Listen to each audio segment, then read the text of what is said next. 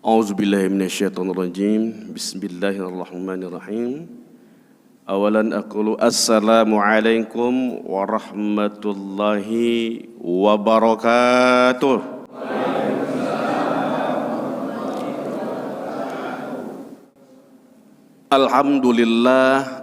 Alhamdulillahi rabbil alamin. Hamdan hamidin, hamdan syakirin, hamdan yu'afi ni'amahu wa yukafi mazidah. Ya Rabbana lakal hamdu kama yanbaghi lijal karim wa azmu sultanik. Nashhadu an la ilaha illallah wa la syarikalah. Nashhadu anna Muhammadan abduhu wa rasuluhu alladzi la nabiyya ba'dah. Allahumma fassalli wa sallim wa barik ala sayyidina Muhammadin wa ala alihi wa sahbihi ajma'in. Amma ba'd, faqala ta'ala bismillahirrahmanirrahim. Qul huwallahu ahad, Allahus samad, lam yalid wa lam yulad wa lam yakul lahu kufuwan ahad. Sadaqallahul azim.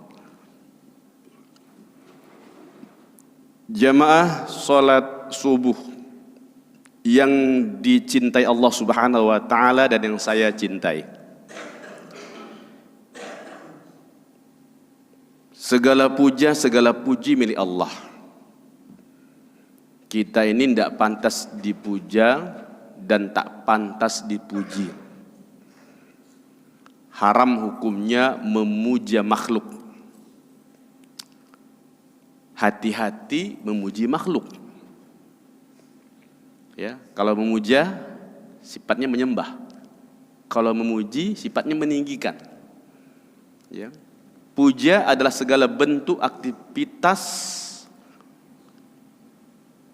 mengagungkan Allah. Puji adalah segala bentuk zikir, tahmid, tasbih, tahlil untuk mensucikan Allah. Jadi itu hanya milik Allah. Jadi kalaupun ada orang yang memuji kita, ada makhluk memuji makhluk, cukup kita ucapkan apa Bu? Biasanya Ibu kalau dipuji Ibu bilang apa Bu? Makasih gitu. Ibu cantik gitu. Ibu baik, Bapak soleh. Amin gitu Pak. Amin gitu ya. Itu siapa Pak? Yang ngajarin Pak? Gini ya. Kalau ada yang muji, kita biasakan Pak istighfar. Astaghfirullahalazim. Karena hakikat pujian adalah menjatuhkan bahkan ujian bagi kita. Karena ada orang nggak kuat dipuji Pak. Dipuji langsung, waduh, Bapak ini paling baik di kampung ini. Ting. Bapak ini paling rajin, paling soleh ini. Tong. Paling banyak impaknya di masjid. Tung. Hati-hati Pak. Jadi kalau ada yang memuji, istighfar. Ya Bu. Ibu ada nggak dalam itu? Nggak kelihatan ya? Oh rame ya. Ya.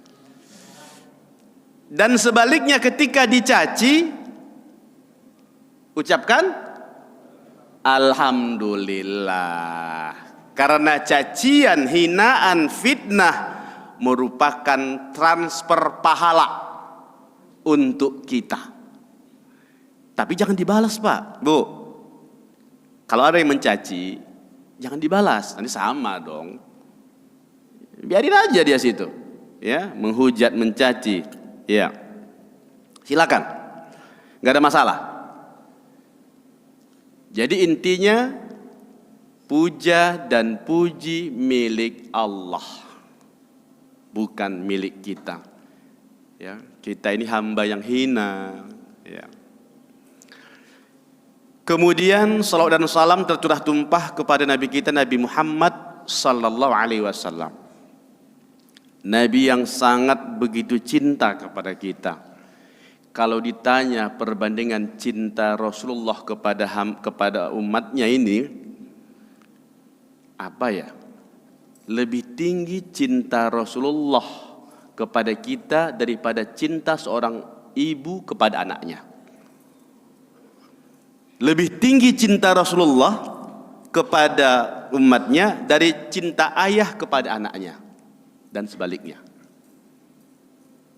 Nabi Muhammad SAW adalah Nabi satu-satunya Nabi dan Rasul yang tidak mau masuk ke dalam surga sebelum umatnya masuk ke dalam surga. Subhanallah. Ya. Jangan biarkan Rasulullah bertepuk sebelah tangan. Ada cinta-cinta kelapa, Rasul cinta, lah kita nggak apa-apa. Sakit loh Pak, Bu, yang pernah jatuh cinta, lalu cinta ditolak gitu Pak. Yang pengalaman ya Bu ya. Iya. Kalau ditanya, kalau kami di kampung ada istilah begini, cinta ditolak, dukun bertindak kata. Marah dia kalau ditolak cintanya, ya kan. Jadi Rasul begitu cinta kepada kita, jangan biarkan Rasul cinta nggak kita balas. Sakitnya tuh di sana sini. Waduh, sakit banget, ya kan? Sakit hati Rasulullah. Bagaimana cara membalas cinta Rasulullah? Gampang, mudah, yaitu dengan cara mengucapkan sholawat dan salam ketika namanya disebutkan. 2, melaksanakan sunnah-sunnahnya. Ada sunnah fi'liyah, sunnah qauliyah, takriyah, hamiyah, itu semampu kita melaksanakannya. Itulah tanda kita membalas cinta Rasulullah. Mudah-mudahan kita semua ini dikumpulkan pada yauma yanfa'u malu wala banun illa man atallaha biqalbin salim. Dikumpulkan kita di sebuah tempat yang mana tidak ada yang bisa memberikan syafaat kepada kita kecuali Nabi Muhammad sallallahu alaihi wasallam. Amin ya rabbal amin. Jemaah Allah Subhanahu wa taala, hari ini hari terakhir, hari Ahad ya, di bulan Ramadan. Namun ada beberapa negara yang hari ini sudah lebaran, Pak. Ya, Timur Tengah ada lebaran. Ya kan? Enggak apa-apalah. Ya, kita manut aja kepada pimpinan kita. Sami'na wa ata'na. Ya kan? Ati Allah wa ati Rasul ul amri minkum. Ada pemimpin kita, ada kemenak kita. Ya udah, kita besok lebarannya sabar ya Pak ya. Nak, sabar ya. Ya, ini udah beli baju lebaran belum nih? Alhamdulillah kenceng banget udah. Subhanallah. Iya. Jemaah Allah Subhanahu wa taala, semangat ya. Ini detik-detik kita akhir Ramadan ini, ya Allah, luar biasa ini ya. Rugi rasanya Pak kalau kita nggak datang ngaji hari ini, karena pahala kita hari ini nggak sama dengan ibadah di bulan yang lain, Pak. Ya Allah, makanya semakin hari semakin ke ujung harusnya kan semakin semangat. Lah saya kemarin ceramah di wali kota Masjid Al-I'tisam itu, Pak, sepi, nggak ada apa lagi Pak, nggak ada lagi jemaahnya. Yang ada anak-anak semua, orang tuanya pada kemana? Ke mall pindah, ke pasar. Saya sholat baca Fatihah, belum selesai lagi walad dolin. Wayyadil maghdubi alaihim walad dolin. Udah amin. La ilaha illallah. Kacau saya ini. Kacau Pak. Orang tuanya nggak ada gitu, bocil semuanya. Saya pikir ini, saya tanya, ini anak yatim semua, saya bilang. Nggak ada bapaknya. Ya kan, pindah. Saya pulang dari Perakan sampai ke Pamulang Palang Permai kan. Itu Pamulang Square Pak, la ilaha illallah, macet semacet-macetnya. Astagfirullah. Ini orang pada rame di pasar, di tol, di jalan mau balik mudik. Ya Allah. Ya mudah-mudahan ya hari ini berkah, ya kita berpahala yang banyak. Subhanallah. Judul hari ini masuk ke HP saya itu tentang masalah tauhid ya. Kebetulan saya cari kitabnya itu ada Nazm Khiratul Bahiyah ya. Yang mana belajar tauhid ini adalah sesuatu yang wajib dan mutlak bagi kita, Pak. Ya, wajib ya, syar'i kepada kita. Karena menyembah Allah, ya, menyembah Allah, wala taj'alu lillahi andada, itu konsepnya. Jangan pernah membanding-bandingkan, jangan pernah mempersamakan. Kalau bahasa siapa itu anak yang menyanyi si Parel itu, ojo dibanding-bandingke, gitu ya. Itu konsepnya. Kenapa? Karena la syarika lahu wa bidzalika umirtu wa ana minal muslimin. Itu konsepnya. Allah tuh enggak suka ada cinta selain cinta kepada Allah. Allah tuh enggak suka ada sembahan kecuali sembahan kepada Allah. Allah tuh enggak suka ada yang bergantung di hati pikiran kita selain Allah. Ya, Allah enggak suka. Ketika ada hambanya mencintai selain Allah, disitulah murka Allah Subhanahu wa ta'ala. Ya.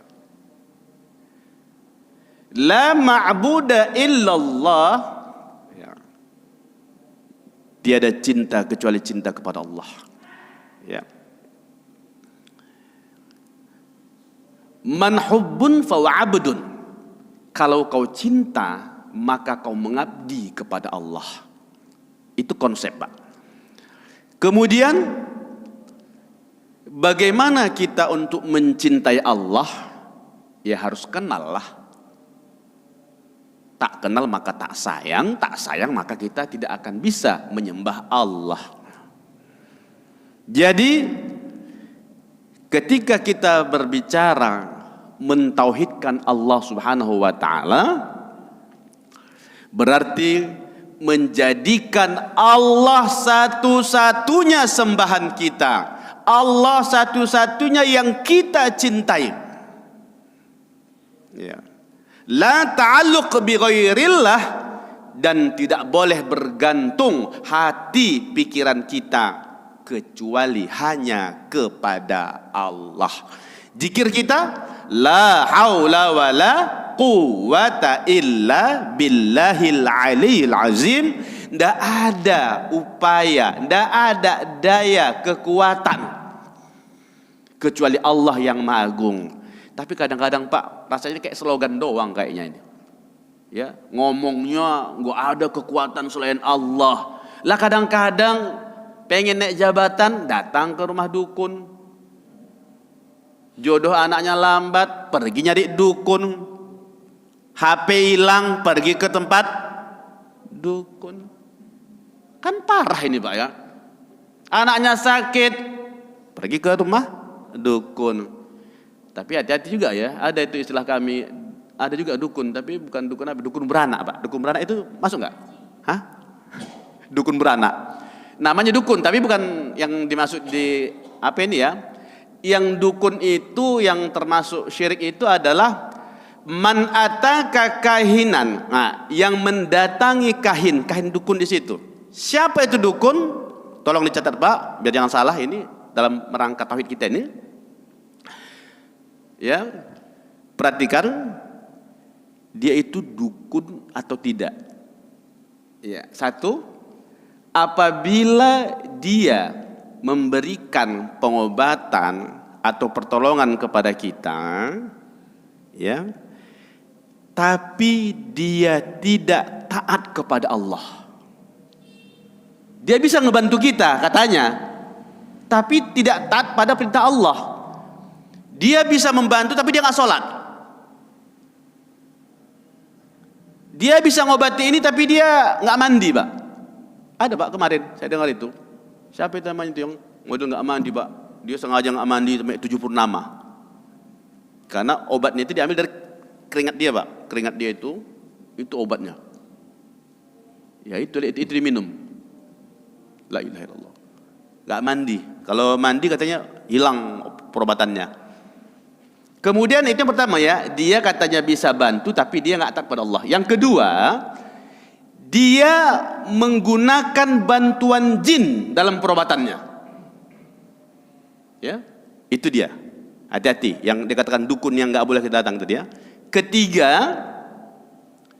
dia menggunakan ayat atau jampi-jampi yang tak jelas, Pak. Bukan dari Quran, bukan dari hadis. Makanya Bapak Ibu kalau mau minta tolong tanya dulu itu mbahnya itu, mbah dukunnya itu. Mbah bocor apa mbah? Tanya. Kalau katanya, oh cuy iki rahasia iki, nggak bisa. Harus transparan. Kalau nggak bisa Pak, bahaya itu.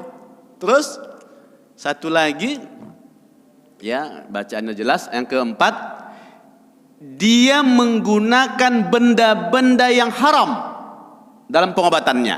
Nah, itu yang 4 kategori dikatakan dukun itu yang nggak boleh. Man ataka kahinan, barang siapa datang kepada dukun, la yuqbal amaluhu 40 yauman, tidak terima amalnya 40 hari. Wa man saddaqtahu, barang siapa membenarkan dukun tersebut, falyuqbal amaluhu 40 sanah. Kalau dia benarkan apa kata dukun itu, ditolak amalnya selama 40 tahun. Kasihan deh lo. Tapi ibu nggak masuk ya, tadi yang dukun beranak nggak masuk ya. Itu cuma dukun manten ada. Itu nggak masuk. Ah, ya itu dia memurnikan tauhid kita. Dalam kesempatan kali ini, syarah risalah kita ini, ya kita akan coba ya ngambil yang rendah-rendah saja ya. Bahwa memahami mentauhidkan Allah Subhanahu wa taala, ya, kita harus mengenal dengan beberapa cara.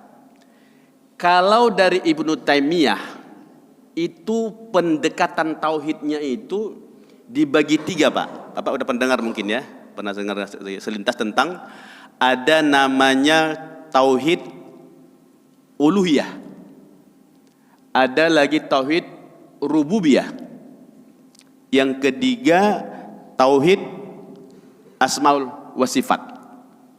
Nah, itu dari Ibnu Taimiyah. Kemudian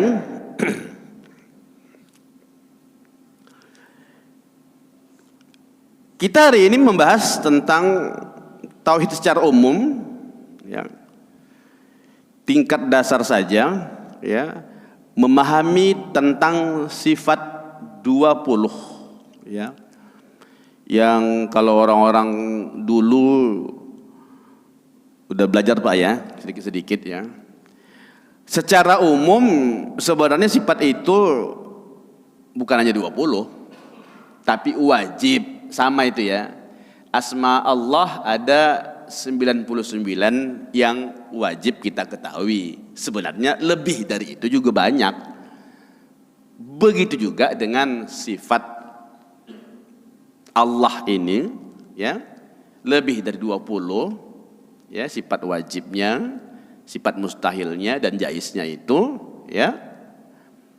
Tetapi wajib kita pelajari dan kenali, ya, agar kita semakin sayang kepada Allah Subhanahu wa taala.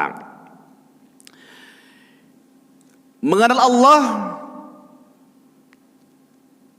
dari sifat wajibnya dibagi 3. Ada hukum akal wajib. Apa itu wajib? Kalau hukum fikih, wajib itu dikerjakan berpahala, ditinggalkan dosa. Itu hukum fikih namanya. Tetapi dalam hukum tauhid ini, wajib Allah itu wajib bagi kita, bukan bagi Allah ya, wajib bagi kita meyakini bahwa Allah itu ada. Bukan karena Allah bukan mukallaf, bukan Allah yang wajib, kita yang wajib meyakini bahwa Allah itu ada. Jadi jangan salah pemahaman. Allah bukan mukallaf, kita yang mukallaf, kita yang perlu ya mengetahui, ya kan? Dan jangan ada keraguan dalam akal dan pikiran kita. Kemudian ada satu lagi namanya mustahil.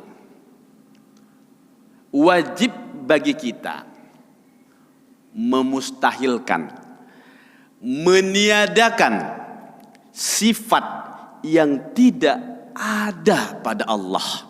Nah, itu lawannya tadi dari sifat yang 20 tadi.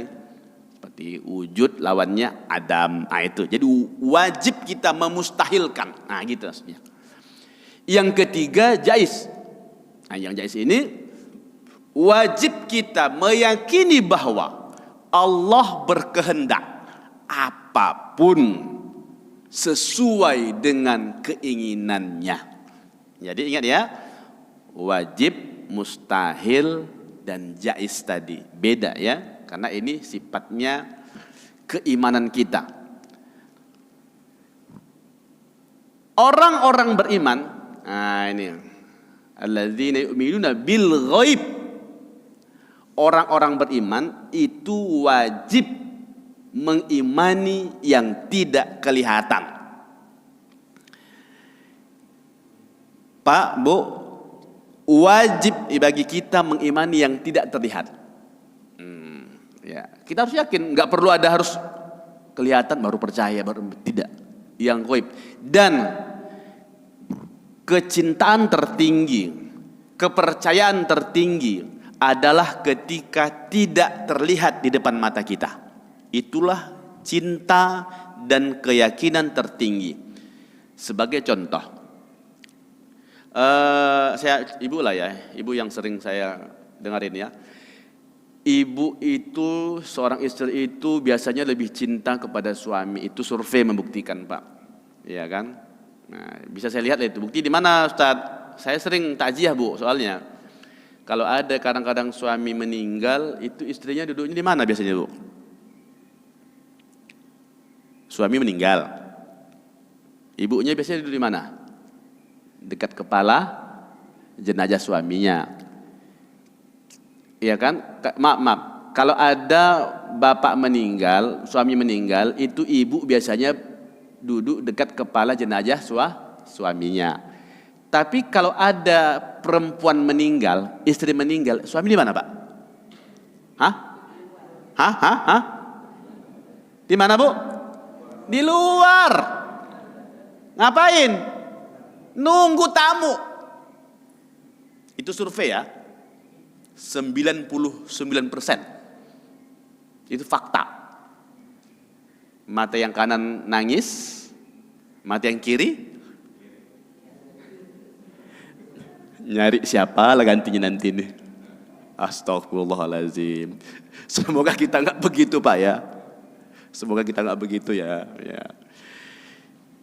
Kalau ditanya seorang istri mencintai suaminya, ya Allah luar biasa. Bahkan banyak para istri, para perempuan itu ya, banyak survei membuktikan mereka nggak akan menikah lagi karena suaminya udah meninggal. Termasuklah ibu saya juga. Jadi beda dengan laki-laki. Ada kesempatan ganti nih, gitu. Jadi cinta seorang perempuan kepada seorang laki-laki itu walaupun tidak kelihatan tetap dijaganya cintanya. Itulah cinta sejati. Kalau mencintai yang ada di samping kita itu mah biasa.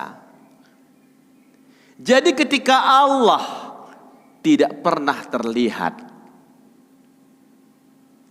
tapi kita mencintainya, itulah puncak iman tertinggi. Itulah makna wujud yang wajib kita yakini adanya Allah walau tanpa kita melihat, tapi kita mencintai Allah Subhanahu wa ta'ala. Itu perbandingannya. Kemudian apa saja itu yang termasuk sifat Allah itu yang dibagi 3 lagi agar lebih mudah kita memahamkannya, ya. Tentunya yang pertama tadi sifat nafsiyahnya itu, nafsunnya itu, diri Allah itu, zat Allah itu, ya, sesuatu yang bisa diterima akal, itu sifat nafsiyah Allah, masuk dalam akal pikiran kita, bahwa tidak mungkin ada sesuatu kalau tidak ada yang mengadakannya. Teori orang teologi, nah ini teologi, bahwa mereka mengatakan adanya alam ini karena proses terjadinya, berkembang dengan sendirinya. Nah itu orang yang nggak bertuhan. Ketika berdebat orang teologi, ya, dengan orang yang bertuhan, pada suatu hari diundanglah mengadakan rapat. Yang orang yang nggak bertuhan ini duluan nyampe ke tempat, terus ditunggu nih ustadz yang yakin adanya Allah ini, ditunggu-tunggu nggak datang. Mana ini ustadz ini mau debat, katanya ada Tuhan, kata mau kita debatkan di tempat umum ini. Akhirnya udah lama datanglah ustadz tadi belakangan. Hei, kenapa ustadz ini terlambat? Kita mau debat hari ini. Kita mau terangkan kepada masyarakat bahwa nggak ada Tuhan. Oh begini, kata ustadz tadi. Saya tadi telat. Kenapa? Karena saya tadi mau nyeberangi sungai. Jadi waktu saya mau nyeberang itu, sampan yang mau saya berangi itu pecah. Lalu setelah pecah berserakan. Saya nggak bisa lagi naik sampan. Saya tunggulah sampai hampir 1 jam. Akhirnya pelan-pelan sampan ini menyatu kembali mereka. Menyatu. Baru saya bisa nyeberang, sampailah saya kemari. Makanya saya telat. Ketawa semua satu forum itu. Mana mungkin sampan itu bisa nyatu sendiri? Tak masuk di akal. Kamu bohong lagi. Udah telat. Benar, saya bohong. Artinya apa? Bahwa sesuatu tidak akan bisa terjadi kalau tidak ada yang menjadikan. Gak perlu tahu siapa pelukisnya, tapi kita yakin lukisan ini ada yang melukis. Tak perlu tahu siapa yang membuat bumi ini, tapi kita yakin bumi ini pasti ada yang menciptakan. Itulah makna meyakini bahwa sifat nafsiyahnya Allah Subhanahu wa taala yang masuk dalam kata wujud itu wajib kita imani. Nah, itu ya. Kemudian yang kedua sifat salbiyahnya. Nah, makna salbiyah ini adalah menolak apapun yang tidak layak bagi Allah. Itu salbiyah. Ya. Di situ ada qidam. Ya, qidam. Qidam itu artinya sedia. Artinya tidak punya permulaan, wa awaluhu wal akhiruh. Dia awal dan di akhir, enggak ada permulaan. Dan enggak perlu kita puyeng mikirkannya. La tafakkaru fi zatillah. Enggak usah kau pikirkan bagaimana zat Allah. Tafakkaru fi khalqillah. Kau pikirkan sajalah ciptaan Allah. Ya? Puyeng Bapak nanti, Pak. Teman saya satu pondok, sedeng, Pak. Tahu Bu sedeng? Stres. Memikirkan bagaimana ya, begini, begini. Astagfirullahaladzim. Allah menyatakan gak usah kau pikirkan bagaimana Allah. Pikirkanlah bagaimana ciptaan Allah. Sanurihim ayatina fil afaqi wa fi anfusihim, kata Allah. Kau pelajari sajalah di alam ini. Kau pelajarilah dalam dirimu. Kau akan temukan tentang Allah. Selesai. Jadi ngapain puyeng-puyeng? Yang disuruh Allah kita itu beribadah. Bukan mikirkan Allah itu di mana, kakinya gimana, tangannya di mana, gimana ya. Apa nggak sedeng nanti? Iya kan? Sedeng bahasa kami itu, bahasa Medan itu sedeng. Sini apa ya? Gila lah ya. Hah? Gila ya. Gitu. apa enggak stres begitu. Jadi disinilah kita meyakinkan bahwa sifat salbiyah hanya Allah. Kita menolak bahwa Allah itu punya awal, tak berawal, tak berakhir. Kita menolak itu. Makanya kita yakin Allah itu sedia, qidam. Nah, itu maksudnya. Apalagi baqa. Anak-anak SD kamu ada nggak belajar di sekolah sifat 20? Allah wujud qidam baqa mukhalafatuhu lil hawadisi. Ibu ada belajar nggak, Bu? Iya kan, itu kan dulu sekolah kita nyanyikan itu ya. Sekarang udah ada lagu itu, udah nggak ada begitu lagu kayaknya ya. Yang ada lagu tutup botol ya. Tutup botol. Waktu ku kecil aku tak tahu yang itu begitu ada tuh. Waktu itu ada. Maunya gitu-gitu kok usah dihafal. Top tobi. Apa itu? Enggak penting lagu begitu yang lagu-lagu ini, lagu tauhid Asmaul Husna, Allahul Rahmanur Rahim, Al-Malikul Qudusus Salamul Mu'minul Muhaiminul Azizul Jabbar. Yang gitu-gitulah. Ya kan?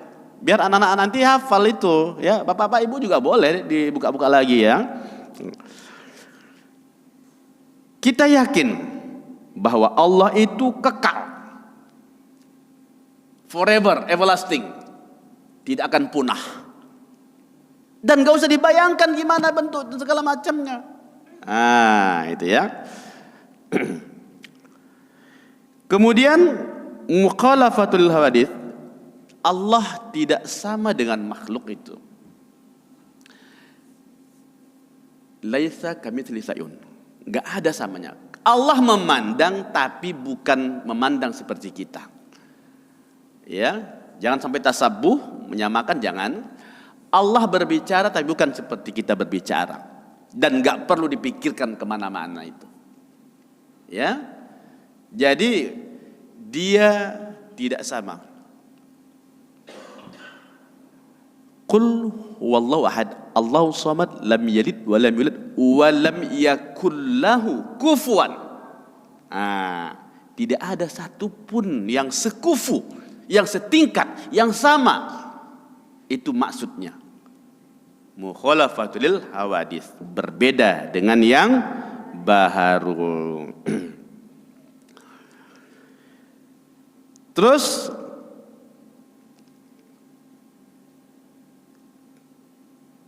qiyamu binafsih, berdiri sendiri, tidak ada tempat atau bantuan apapun siapapun, ya. Allah tidak memerlukan makhluk, tapi kita memerlukan Allah. Khalik, pencipta, makhluk yang dicipta. Ya. Jadi ketika Allah qiyamu binafsih,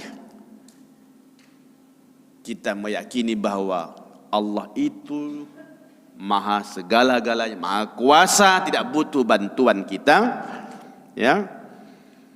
Berdiri sendiri, tidak memerlukan tempat apapun siapapun. Dan kelima, wahdaniyah esa. Esa itu bukan satu. Tuhan yang maha esa. Kalau esa orang Medan itu. Pancasila, ketuhanan yang maha esa, itu orang Medan. Kalau orang Jakarta nggak gitu. Ketuhanan yang maha esa. Nah, gitu dia. Iya. Allah esa, tunggal. Kalau satu ada dua, gitu. Kalau dua ada tiga. Kalau esa tidak berbilang. Ini sifat nafsiyahnya, kemudian salbiyahnya, dan ketiga sifat ma'ani, yaitu suatu sifat yang terdapat dalam zat Allah Subhanahu wa taala.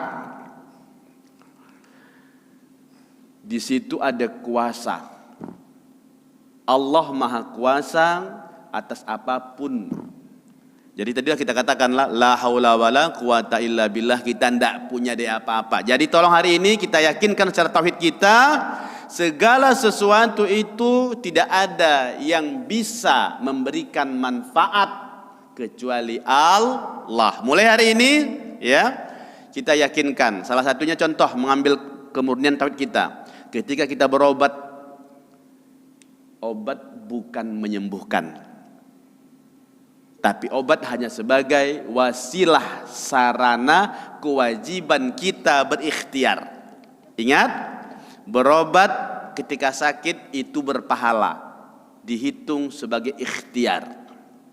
Tetapi mensyukuri penyakit itu juga perintah. Jangan sampai kita mencela penyakit, karena penyakit sehat itu datangnya dari Allah. Dulu sebelum saya masuk ke rumah sakit RSUD Tangsel, itu pasien kami sering teriak-teriak, ngeluh-ngeluh, jerit-jerit, bahkan ada pernah hampir lompat dari jendela lantai 4. Stres. Tapi setelah kita berikan motivasi, Bapak, Ibu, ini penyakit dari Allah. Ya, kalau ibu sakit, bapak sakit, menjerit seperti ini enggak menyembuhkan sakit. Tetangga sebelah pun terganggu. Ya, jadi Bapak Ibu banyak beristighfar, karena orang sakit dapat 40 kebaikannya. Orang sakit dosanya dihapuskan, orang sakit dijaga malaikat, orang sakit doanya diijabah. Ya, jadi semakin lama kita sakit, semakin menggugurkan dosa. Ma musibata lil mu'minin illa kafara min zambi. Musibah bagi orang beriman itu menghapus dosa. Jadi mulai hari ini mindset kita, kalaupun kita sakit, enggak lagi ngeluh-ngeluh amat, ya sedih ya bolehlah, tapi jangan lebay maksud saya. Ya, jangan teriak-teriak, ya banyak aja istighfar dan sempat untuk berdoa kepada Allah Subhanahu wa taala, karena sakit itu merupakan hadiah untuk menghapus dosa-dosa kita. Ya. Jadi kalau orang-orang sufiah dulu ketika mereka dapat penyakit, mereka bilang alhamdulillah. Ya, kenapa? Menghapus dosa-dosanya. Kalau kita, tolong ini perlu perbaikan, meyakini bahwa Allah yang Maha Pengasih, Maha Penyayang itu, ya, Dia yang berkuasa menyembuhkan, menyehatkan. Ketika makan obat, Bapak Ibu, bacalah bismillah, baca sholawat, yakinkan Allah yang menyembuhkannya, insya Allah. Waktu kita Pak singkat sebenarnya ya. Sebenarnya ini ya kalau secara detail nanti disampaikan kayaknya membosankan. Ya penting dialog aja deh. Ada pertanyaan silakan saja. Jadi biar agak lebih lebih bervariasi ya. Jadi Bapak Ibu pada ngantuk lagi nih. Kalau bicara ya tauhid begini, ya silakan. Mau nanya-nanya boleh. Biar soalnya saya juga lagi ngantuk ini, benar.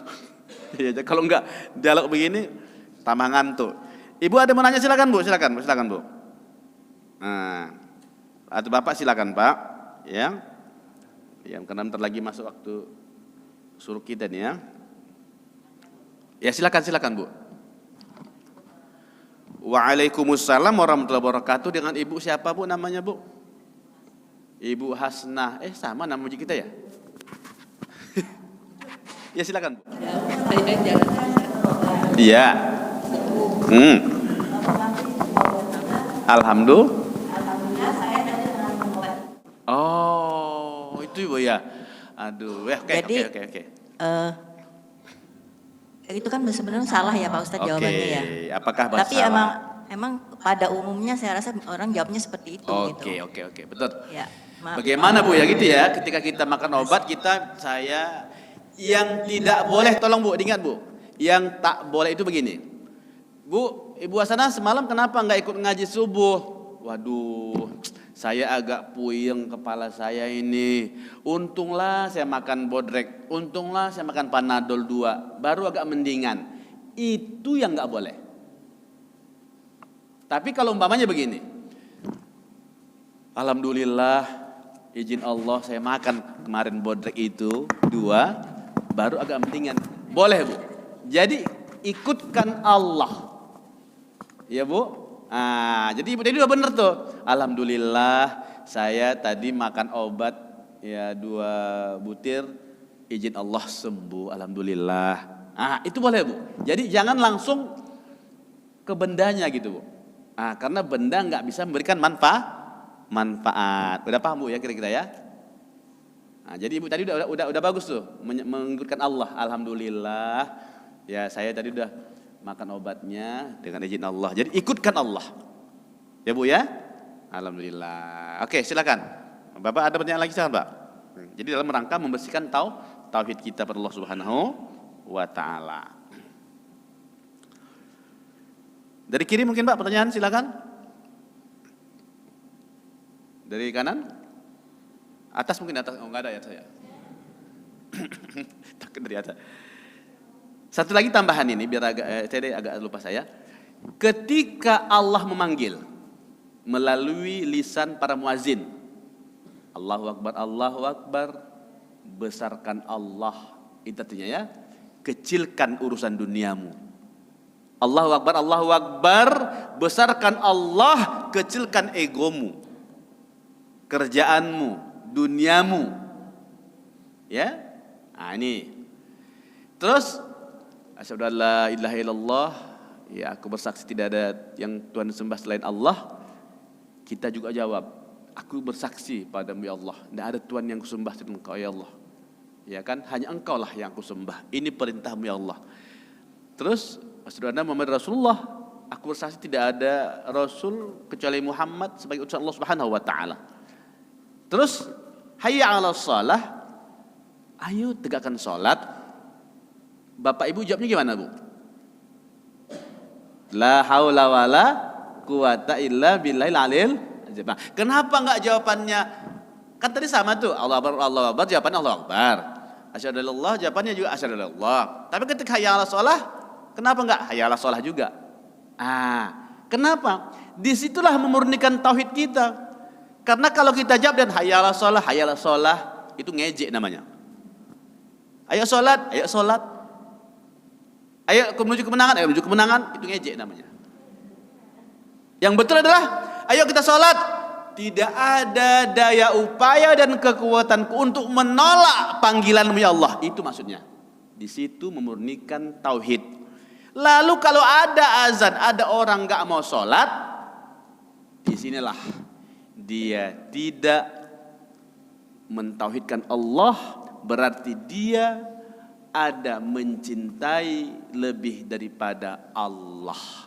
Hakikat ini kita pegang bahwa sholat itu sebagai bukti kita patuh sami'na wa ata'na dan cinta kita kepada Allah. Yuk, yang masih ogah-ogahan sholat, yakinkanlah kalau kita ini ciptaan Allah yang gak bisa ngapa-ngapain, karena hidup kita ini hanya untuk menyembah Allah.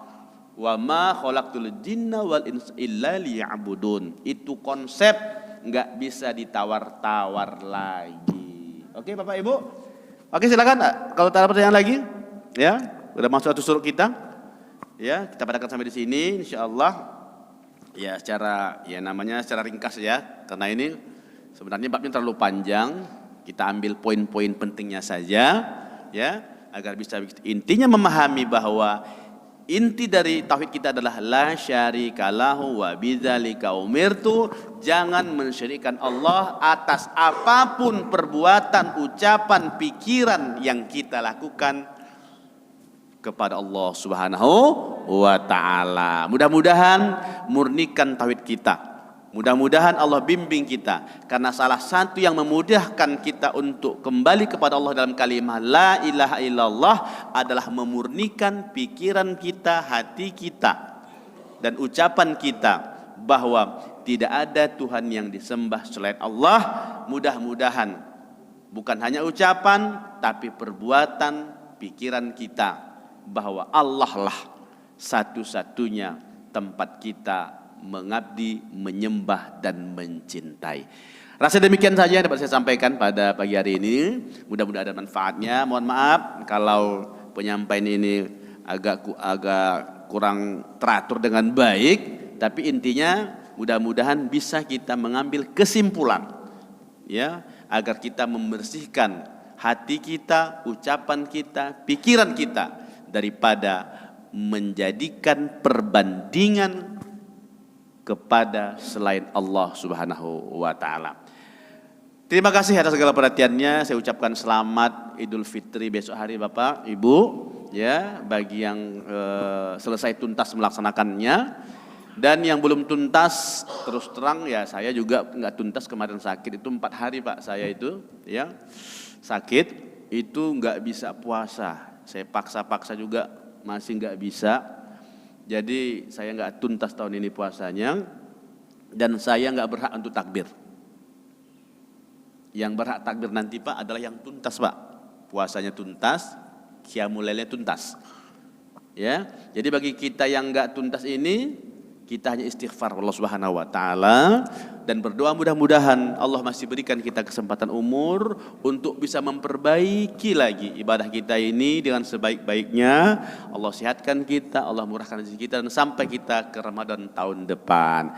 Saya mohon maaf lahir batin, insyaallah ya kita bisa jumpa lagi, tapi besok kita jumpa lagi insyaallah. Besok kita jumpa, yaitu kita sholat Idul Fitri bersama-sama. Saya mohon maaf lahir batin.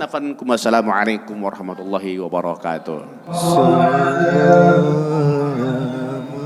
Sallallahu alaihi wasallam.